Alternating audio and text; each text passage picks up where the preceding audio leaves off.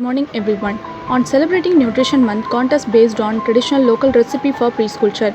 For this I prepared Kanchipuram Kovil Idli which is traditionally famous in Kanchipuram.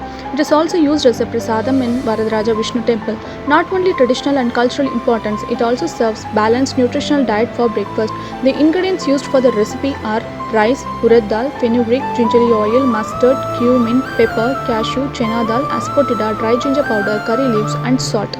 Now we will prepare a batter. Take rice in a bowl and soak it for 5 hours. Take urad dal and fenugreek in another bowl and soak it for 5 hours. After 5 hours, grind rice and urad dal into smooth batter. Add salt to the batter and keep it for 8 hours for fermentation. Now put a pan on a stove. Add 2 teaspoons of oil and heat it.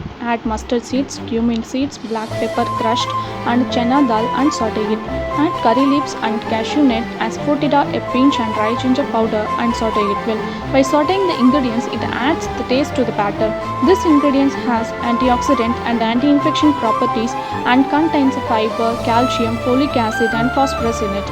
The addition of asafoetida makes it good for digestion.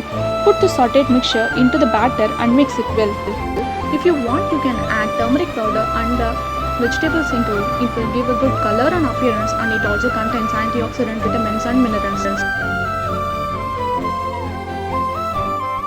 Take a water in an idli pan and boil it. Then put the batter into the idli molds and place it in the idli pan.